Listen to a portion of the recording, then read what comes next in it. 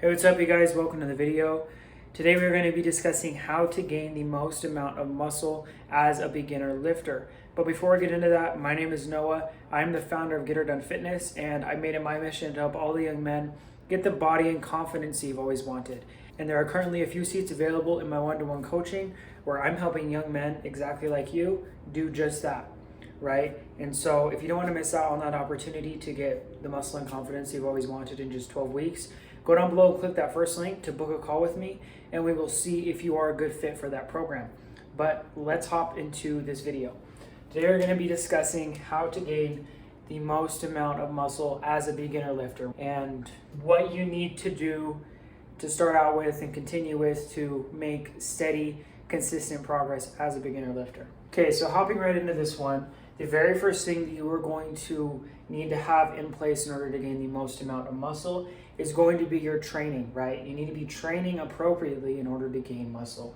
Okay, so the number one key with training, right? I could overcomplicate this, make it super hard to understand, super hard to follow, but I'm gonna make it as simple as possible, as universal as possible. And obviously you need to tune this specifically to you, and it's not so broad, but I'm delivering it in this way because it makes it easy to understand it and easy to grasp, okay?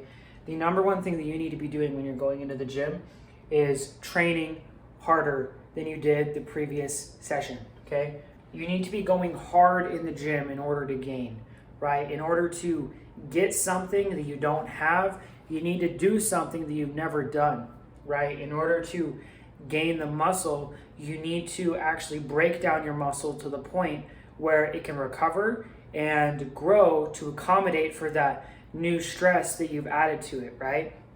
So giving you an example, right? Say that we're going in and we're bench pressing on Monday, and on Monday we get 185 for 5 reps, and then we do like three to four more sets of a similar weight, right? So that's like our top set, right? That's like our top set, the one we get the most amount with, and then obviously our muscles are fatigued, and so we're going to get less on the following sets, but still a similar weight, still similar reps, right? It's a nice, good bench press session, right? And then say that you train bench press again on Thursday, right? That's about 2 to 3 days, which is pretty standard, pretty average, and what I would recommend for like a good amount of rest, right? Like 48 to 72 hours, okay? And say you go in again on Thursday and you're able to get 185 for 6. That right there is you training harder, right? You got that extra rep in, you're able to go that extra distance because in the previous session, you pushed yourself as hard as you could to get the 185 for 5, and then now your body is accommodated to that amount of stress that you added to it. And so during that 48 to 72 hours, your body went and recovered, right? And your muscles grew to accommodate that, and now you are capable of doing 185 for 6. And then the next session, you might only get 185 for 5, or you might get 185 for 6 again, right? Because it's not going to be like completely linear. That's not what's going to happen. What's going to happen is that it's going to be more like this, right? But the point is that it's still going to be a general upward trend in you training harder, and in training harder, you are then going to be getting stronger, right? And getting stronger is absolutely key to gaining muscle, because this is another very important principle that goes with your training that you need to always remember, right? That mass moves mass. So what exactly this means in this context of training is that the more mass you have, the more mass you're going to be able to move, right? So obviously, the more you gain, right, the more you get stronger, you are therefore going to be getting bigger because you're able to move more mass. Therefore, you're going to be able to, therefore you are going to have more mass.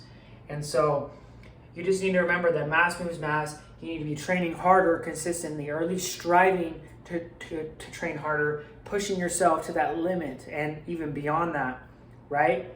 And speaking of training beyond that limit, something else that's really going to help you to be able to train harder and get that extra edge, right, at the end of your workout or at the end of any given set, right, is going to be adding in things like drop sets, okay? This is going to help you to train way harder. Drop sets. What drop sets are is where you are lowering the weight from your previous set and doing it right after your previous set. And so going back to our bench press example, say that on our fourth set right here, our final set of our bench press, part of our chest workout, for example, obviously it doesn't have to be exactly that, but say on our last set, we're going to add in a drop set, right? So we're going to do, like, say that was a 175. So now you're going to just drop it 135 from 175 and get an extra 5 reps. And then that 5th rep is like absolute failure, right? So in other words, you're going to hit failure, and then you are going to lower the weight and you're going to hit failure again. And you can do this as many times as you want, right? I could go down to 115, I could go down to 105, right? Like I could just keep on going to go deeper into failure. And so obviously there is a certain point in here where it's going to be kind of like an unnecessary amount of volume where you're not actually going to be getting any extra benefit from that added volume. But I would say, as a general rule of thumb, doing like a single drop set, so just one drop on like your last 2 to 3 sets, or even, you know, a double or triple drop set on just your last set is going to be an appropriate amount of volume in order to actually see the benefits from it, but not too much volume to where it's like you're just going through the motions and it's not really doing much, because that is definitely possible, but I wouldn't stress too much about it, especially as a beginner, right, where the gains are going to come to you a little bit easier. You don't have to be so specific, but just remember that you need to train hard. You need to remember that mass moves mass, and in order to help you to train harder, you can add in drop sets, which are a great tool in the gym. The next part of this is going to be your diet, okay? Your diet is also absolutely key in gaining the most amount of muscle mass, right? Because your diet is what is going to fuel your gains, okay? So next part is going to be our diet. So there's different ways you eat a diet depending on your goal. But obviously, if you're watching this video, your goal is to gain the most amount of muscle mass, right? So obviously we're trying to gain, right? And so in order to gain, we need to eat to accommodate for those gains. So in order to gain more, we need to eat more. And that's obviously very simplified, right? You know, if you want to gain more muscle, if you want to gain mass, you need to be eating more, right? You need to give your body that fuel to grow. Like, your body cannot make something out of nothing. And so the whole process with gaining muscle, right, is very simple. You are giving your body the stimulus, right? You're breaking the muscle down to the point where it needs repair. And then you're giving it the reason to grow because you provided a new stress on it that it's not accommodated to. It broke down. And so in order to now accommodate for that stress, it needs to grow, right? But in order to grow, it needs the fuel, and that's going to come from your diet, what you're eating. And so in order to gain, you need to be eating more than you would otherwise, right? And so this is very simplified, obviously, but putting it in more specific terms, this is going to be called a caloric surplus. I don't know if you guys can see this marker very well, so I apologize if it's difficult to see. Caloric surplus. Caloric surplus is the fancy term for you just need to eat more, okay? And so a caloric surplus is where you are consuming more calories than you are burning, right? And so those extra calories that you're consuming, those are going to be used to build the muscle, as a fuel to build the muscle. And so here's you right here. if you're eating this much, so I'm just gonna do a little fire thing because that's like, fuel, it's burning, right? So fuel, if you're giving your body that much fuel, that's like your maintenance, you are going to stay the same.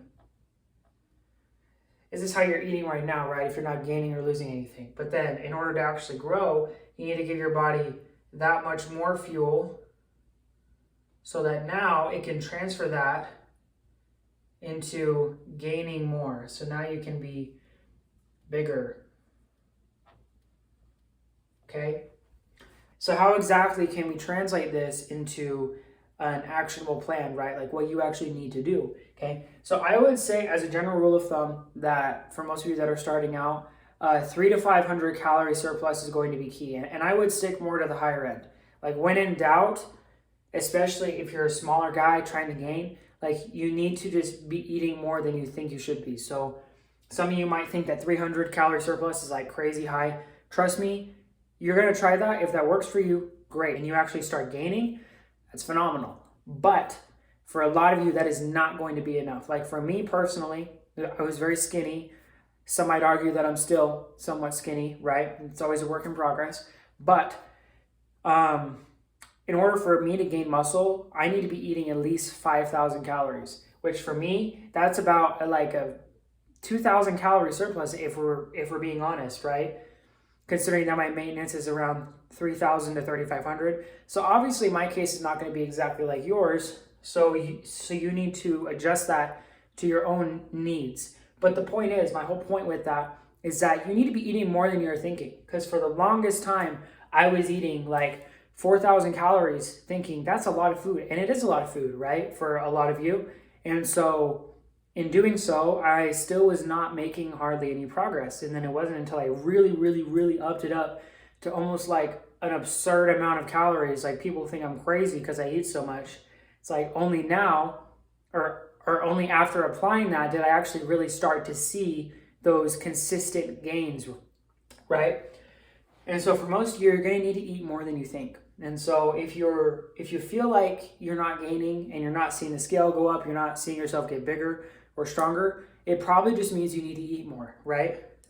So worrying about your caloric surplus and tracking your calories obviously is a big part of that, right? Making sure they're eating in that caloric surplus.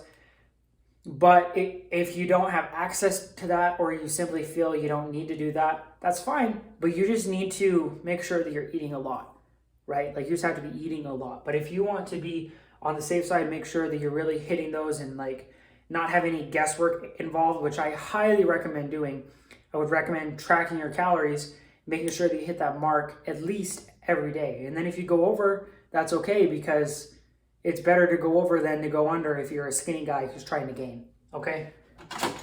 So we're gonna do a 300 to 500 calorie surplus. And so for example, if your caloric maintenance is 2,500, you're going to be eating anywhere from 28 to 3,000 calories.